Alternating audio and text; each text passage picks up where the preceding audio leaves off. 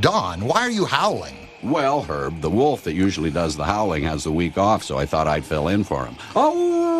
A wise move, Don. It's always smart to stay on the wolf's good side. Besides, it's fun to do. Ow, ow, ow! Oh, you're right. It's more than fun. It's a howl. Know what else is a howl? What? Turning on Beakman. Ow, ow, ow! Fact! The slowest flowering plant is the Puya Raimondi from the Andes Mountains in South America. It doesn't bloom until it's about 150 years old, and then it dies. I'm Beakman, and you've just broken into Beakman's world.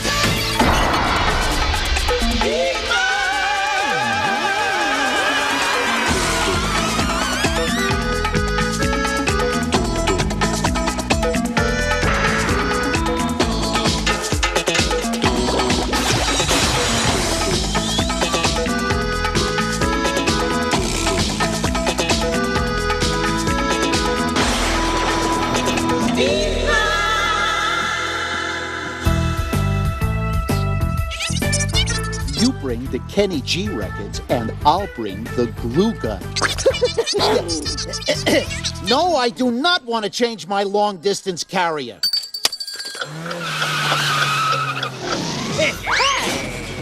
I'm ready to roll on some questions, Phoebe. Try cycling one past me. Wheeling! Jacob Sinclair of Nebraska City, Nebraska writes, why do boomerangs come back to you? Oh, that's easy. A lack of job skills and high car payments force them to return to the nest and live above the garage. Lester, my good rat, how do you manage, time after time, question after question, to be completely wrong? Vigilance, Beaky, and a strict avoidance of all reading material.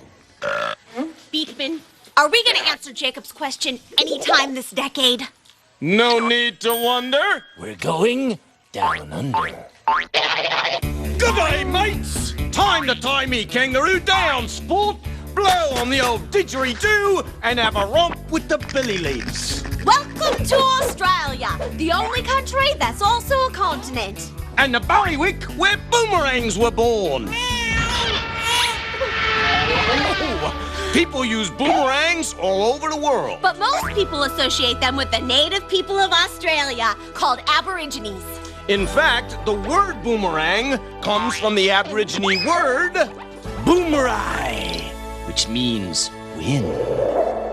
You may think a boomerang is just a toy, but originally it was used as a weapon, even before bows and arrows. Some are used just for special ceremonies, and others are used for hunting. Question, Beakman.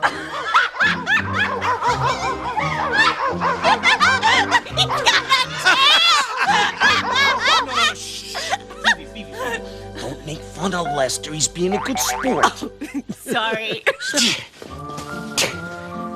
Give me that. This is just a curved stick.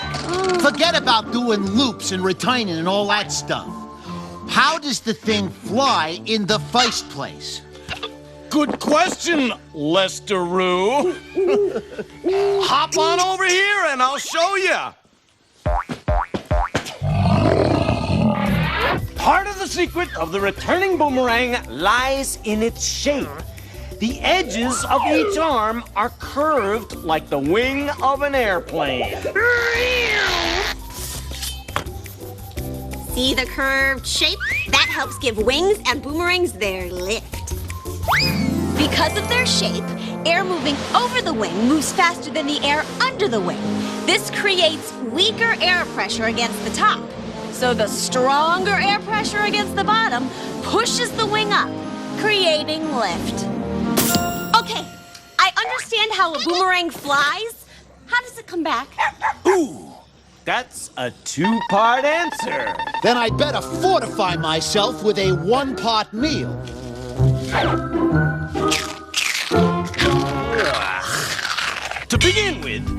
upper arm rotates in the same direction the boomerang flies, while the lower arm rotates in the opposite direction the boomerang flies. Since the leading edge is on the front of this arm and on the back of this arm, whichever arm is on top is the arm that creates the most lift. That extra lift makes the boomerang want to flip over. Oh, is it the spinning that makes it come back? Abso-spinning-lutely. Ah! When it spins, you don't just have a boomerang, you have a flying gyroscope. Objects that spin around an imaginary line, called an axis, become gyroscopes. Take me for a spin. Spinning. Thank you. Once you get a gyroscope spinning, it resists having its axis tipped. If you try to tip it, it fights back. Whoa, big guy. Now let's combine our two ideas. Spinning again. If I tilt the boomerang this way, in the direction that the lift tries to make it go, I am pushed around to the left, just like the boomerang. This turning is called gyroscopic precession. To say that I am completely lost is an understatement. I am, however, definitely warming up to this whole pouch concept. Come to Papa. Ooh. Sounds like we're in need of the scope. Here's our boomerang spinning away. The upper arm is generating more lift, which tries to tilt the boomerang the same way I tilted the wheel. Just as the wheel fought back by turning me, the boomerang fights back by moving to the left. And it keeps moving left until it returns to the thrower. Thanks for your letter, Jacob, from the whole Beakman gang.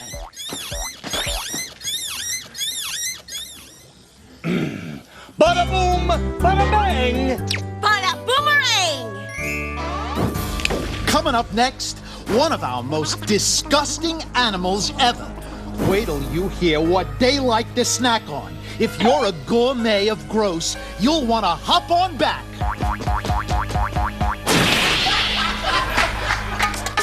Beakman's World will be back in a flash.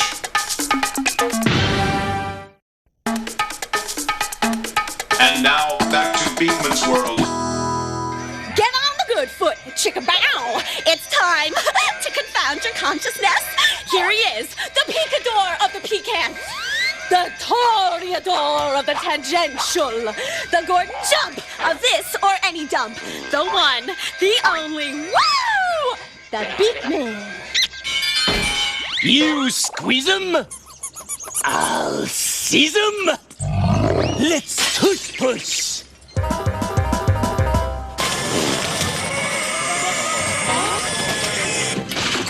I just don't know what to say. Question.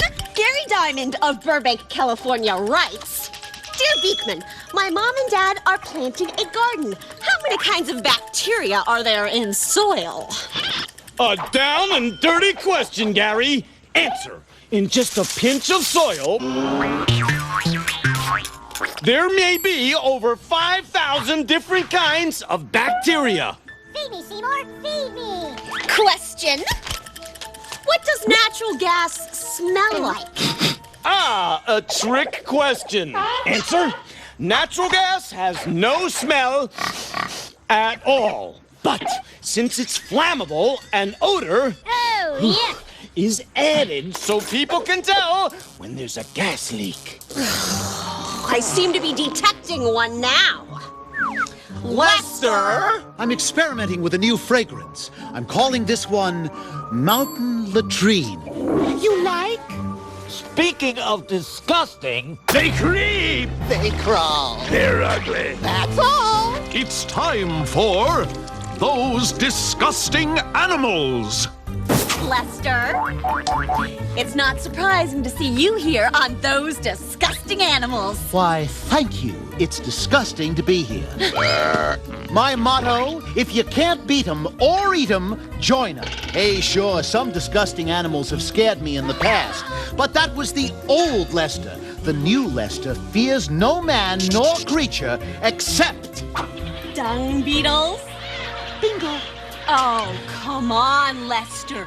Wake up and smell the... Coffee? dung. Duh. Did anyone say a word about coffee beetles? I guess not. Well, you guess not right. You're gonna find dung beetles deep in the heart of dung. And by dung and by golly. I mean, animal droppings. Or to say it yet another way, poop. Or... That's home sweet home for a dung beetle. Now that's what I call a bad neighborhood. Dung beetles are found everywhere, but especially in the world's rainforests. And I think you'll find the dining habits of the dung beetle quite fascinating, Lester.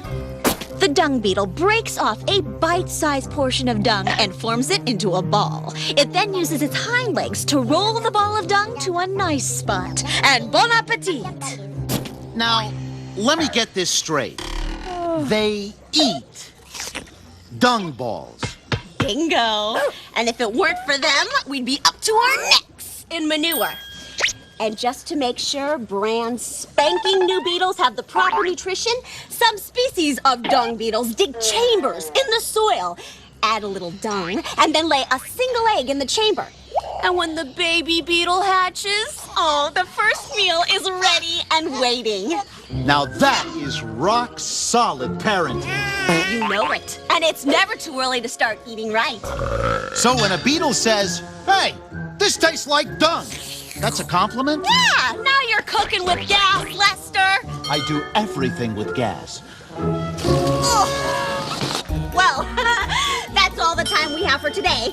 So you might say our show is... A done deal. Be with us next time for... Those disgusting animals! Coming up next, I'm the Beakman on the flying trapeze. It's a three-ring circus of science. There'll be astounding feats. So don't fail me now. See you under the big top after this. Beakman's World must now take a beaker break. And now, back to Beakman's World. I have custody of my brain for the weekend. Take me for a pony ride with Equestrian Phoebe. I think our viewers must have been clowning around. I've got questions here about the circus. The circus? What's the circus got to do with science? Lester, my boy in a rat suit, everything has to do with science. It's all around us. Every time you open your eyes and wonder why, science is there. Then tell me, Beakman of 1,000 faces, does this science rap get you a lot of dates? Oh, well, you know, I've been busy answering all these letters, doing my research. Of course, there's my volunteer work at the old scientist's home, and I... Get on with it! Please read me circus question numero uno. Well, Seamus and Maddie McGraw and Isabel Pfeffer of Montclair, New Jersey want to know, what's the most amount of somersaults the man on the flying trapeze can do? The answer so far is 4. Swinging and tumbling high above the circus crowd, the trapeze star flies through the air with the greatest of ease into the hands of this guy, the catcher. Why hasn't anyone done more than 4 somersaults? It's all because of a scientific principle called momentum. As we all know, momentum is mass times velocity. Ergo, the faster something goes, the more momentum it has. Buy a clue, Beaks. You can't just say mass times velocity, ergo, and expect people to retain that. Yeah, I mean, we need something visual, something people will remember. Something cool. Ergo, 1. Memorable, visual, and extremely cool demo coming right up. All right, everybody ready? Yeah! Lester, play ball! Hey, that was easy to catch because it wasn't going very fast. Or in scientific terms, it didn't have very much... Lester? It didn't have very much Lester? No, momentum. It didn't have very much momentum. Now this time, Phoebe, I want you to throw me the ball as fast as you can. I don't think I should do that. Isn't she cute? You're so cute. Spit out your gum. Play ball! Come on, burn it in there.